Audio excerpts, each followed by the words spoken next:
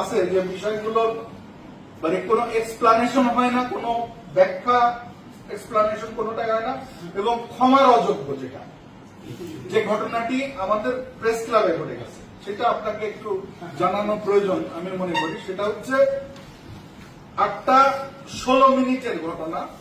আমাদের press club হচ্ছে CC ক্যামেরার আওতাভুক্ত। আমাদের সবকিছু নিচের থেকে শুরু করে আমাদের প্রেস ক্লাবটা সব টোটালটাই হচ্ছে, শুধুমাত্র আমাদের অফিস রুমটা বাদে সবটাই হচ্ছে সিসি ক্যামেরার আওতাভুক্ত। সেটা হচ্ছে একজন ফেসবুক অ্যাক্টিভিস্ট এবং গণমাধ্যম কর্মী, আমাদেরই সহকর্মী ভাই রফিকুল্লাহ কালবি। আমি জানতে পারি প্রথমে আমাকে একজন পলিটিক্যাল লিডার ফোন করেন যে আপনার ওখানে সম্ভবত কোনো গণমাধ্যম কর্মীদের সাথে কোনো একটা ঘটনা ঘটছে, আপনি একটু বিষয়টা একটু তাড়াতাড়ি দেখেন। উনি কোথায় ঘটনা ঘটলো তা বলতে পারছেন না, বললো যে থানার আশেপাশে এরকম হবে, আপনি একটু দেখেন। আমার সহকর্মী ভাইস প্রেসিডেন্ট আমার সাথে ছিলেন।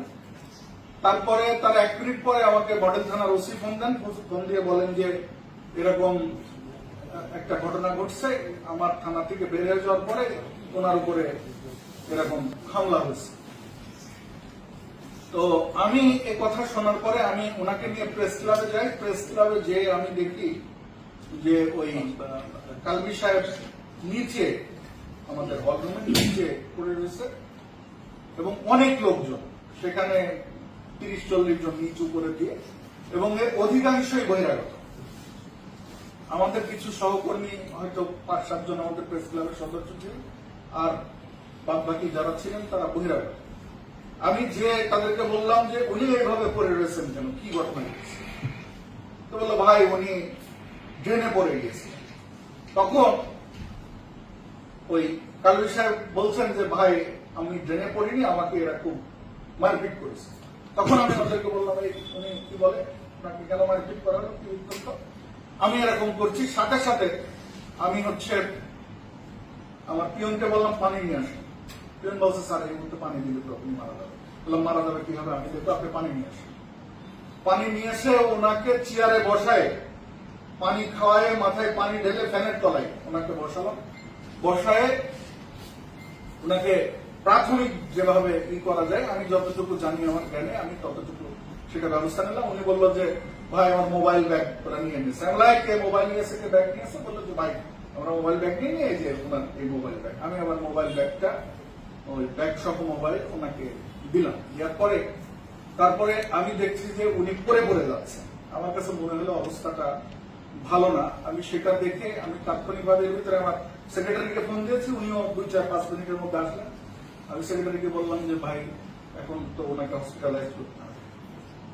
তো যাই হোক আমি ওদেরকে ছেলেদেরকে বললাম ওনাকে ধরো। উনি আর অবস্থায় নেই, মানে উনি পড়ে যাচ্ছেন একেবারে রীতিমতো। তারপরে ওনাকে ধরে সবাই মিলে ধরে, একেবারে একটা মানুষ যখন শরীর ছেড়ে দেয় তাকে তো নামানো খুব কষ্ট, তো তারা দিয়ে যাই হোক রিক্সা ডেকে আমার সহকর্মীদের দিয়ে, আমি অটো ডেকে পকেটে পিয়নকে টাকাও দিছি যে তুমি এই টাকাটা নিয়ে এদেরকে নিয়ে হসপিটালে যাও, ওনার প্রাথমিক ট্রিটমেন্টটা করো, আমি তারপরে দেখি খোঁজ নিয়ে যে কারা কি ঘটনা। যাই হোক সেটা আমরা আমাদের ফুটেজ অ্যানালাইসিস করেছি। ফুটেজ অ্যানালাইসিস করে দেখেছি মেন ঘটনাটা ঘটেছে সনটুর ওখান থেকে। ওই জায়গাটায় কি হয়েছে সেটা তো আমার কাছে কোনো ডকুমেন্টস নেই, ফুটেজ নেই, কোনো কেউ নেই। তো আমার প্রেস ক্লাব কম্পাউন্ডে যে ঘটনাটা ঘটেছে এইটা আমরা অনেকেই ফুটেজ করে দেখেছি, পর্যালোচনা করে দেখেছি। 8:16 থেকে ঘটনা, টোটাল 30 মিনিটের মতো এইটা। তো সেই জায়গাটায় যারা ঘটনাগুলো ঘটিয়েছে তারা সবাই বহিরাগত, এরা আমাদের প্রেস ক্লাবের কোন সদস্য না। তারপরেও এর দায় এড়ানো তো, এটা আমি বাড়ির মালিক হিসাবে আমার দায় এড়ানোর কোনো সুযোগ নেই। আমি দায় এড়াচ্ছি না, এবং এর কোনো ব্যাখ্যা, আমি যেটা বলেছি এটার কোনো ব্যাখ্যা হয় না যে আমার ঘরের ভিতরে এসে একজনকে মানুষকে মারবে, সে অপরাধী হোক, সে খারাপ ব্যবসার সাথে জড়িত থাকুক, মানুষ তো তাকে এটা ঘটেছে, এটা খুবই নিন্দনীয় অপরাধ, এটা ক্ষমার অযোগ্য। সেটা আমি এটা বলছি, ডাক্তারিন ভাষায় বলছি। আমরা যেটা করেছি আমাদের গঠনতন্ত্র মোতাবেক আমরা জরুরি মিটিং করেছি নির্বাহী পরিষদের। আমরা যাদের বিরুদ্ধে অভিযোগ সেই যে 4 জনের নামে মামলা হয়েছে তার ভিতরে 3 জন আমার প্রেস ক্লাবের সদস্য। আমাদের গঠনতন্ত্রের বিধান অনুযায়ী আমরা সাথে সাথে তাদের সদস্য পদ সাময়িক স্থগিত ঘোষণা করেছি এবং তাদেরকে শোকজ করেছে যে 10 কার্য দিবসের ভিতরে তোমরা এই শোকজের জবাব দিবা। জবাব সন্তোষজনক না হলে তোমার সদস্য পদ স্থায়ীভাবে বাতিল হবে। ইভেন একটি তদন্ত কমিটি গঠন করেছে। সেই তদন্ত কমিটিকে বলেছে যে তোমরা এই তদন্ত করে যারা উপস্থিত ছিল ঘটনার সময় তাদের সহ যারা অভিযুক্ত তাদের সব ইনস এন্ড আউট নিয়ে আমাদেরকে এই তথ্যটা আমাদের তদন্ত রিপোর্টটা এটা দিতে হবে। এটা আমরা উদ্যোগ নিয়েছি এবং আপনার মাধ্যমে আমরা কুষ্টিয়াবাসী সহ দেশ এবং জাতিকে আমরা জানাতে চাই যে এই ঘটনার সাথে যে বা যারাই জড়িত থাকুক না কেন আমাদের কুষ্টিয়া প্রেস ক্লাবের 0 টলারেন্স। আমরা এই ধরনের ন্যাক্কারজনক হামলা কখনোই সমর্থন করি না, করব না, করব না, করব না। এইটা এবং আইন শৃঙ্খলা রক্ষাকারী বাহিনীকে আমরা ইতিমধ্যে বলেছি আপনাদের প্রযুক্তিগত আপনাদের ফুটেজ যদি প্রয়োজন হয় আমরা সেই ফুটেজটা আপনাদেরকে সরবরাহ করব। আপনারা দেখবেন যে কারা এই অপরাধের সাথে জড়িত। যারা অপরাধী সে আমার যদি সদস্য হয় তার বিরুদ্ধে ব্যবস্থা নেওয়া হবে, কিন্তু যদি আমার কোন সদস্য জড়িত না থাকে তাহলে তার বিরুদ্ধে অনাকাঙ্ক্ষিত ব্যবস্থা নেওয়া সেটাও গ্রহণযোগ্য হবে না, সেটাও একটা সিচুয়েশন তৈরি হবে। আমরা প্রশাসনকে বলতে চাই সুস্থ এবং নিরপেক্ষ তদন্ত সাপেক্ষে এই কালভির আমাদের একজন সহকর্মী আমাদের একজন ভাই তার বিরুদ্ধে যে বর্বরোচিত হামলার ঘটনা ঘটেছে এইটা আমরা যারা দোষী তাদের আমরা শাস্তির আওতায় আনার দাবি জানাচ্ছি আপনার মাধ্যমে। পাশাপাশি এটাও আমরা নিশ্চিত করতে চাই যে আমরা আপনি সহযোগিতা করেছেন এর জন্য কুষ্টিয়া প্রেস ক্লাবের পক্ষ থেকে আমরা আন্তরিক ধন্যবাদ এবং আপনাকে অভিনন্দন জানাচ্ছি। আপনি আমাদের একজন সহকর্মীর বিপদে আপনি পাশে দাঁড়িয়েছেন, আমরা আপনার প্রতি কৃতজ্ঞ। আমরা কুষ্টিয়া প্রেস ক্লাব এই ঘোষণা দিচ্ছি আমরাও তাকে আমাদের সাধ্য মতো আমরাও তাকে আর্থিকভাবে সহযোগিতা করব, তার পরিবারের সাথে যোগাযোগ করে ইভেন আপনার সাথে কথা বলে আমরা তার আর্থিক সহযোগ মানে তার চিকিৎসাটা যাতে একটা কন্টিনিউ প্রসেস হয়তো একটু সময় লাগবে আমরা সেই সহযোগিতাটা তার পাশে দাঁড়াবো। তবে এটিও দুঃখজনক আজকে যারা যারা আজকে এখানে মানববন্ধন করে যারা আমাকে এবং আমার সেক্রেটারিকে বলা হচ্ছে আমাদের নেতৃত্বে এই হামলাটা হয়েছে। ভাই সত্যকে মিথ্যা দিয়ে কখনো ইস্টাবলিশ করা যায় না। এই ফুটেজ আছে, ফুটেজ আমরা এখন প্রকাশ করছি না কৌশলগত কারণে, যেটা করলে এখন বিশৃঙ্খলা হবে, সামাজিক বিশৃঙ্খলা তৈরি করতে চাচ্ছি না।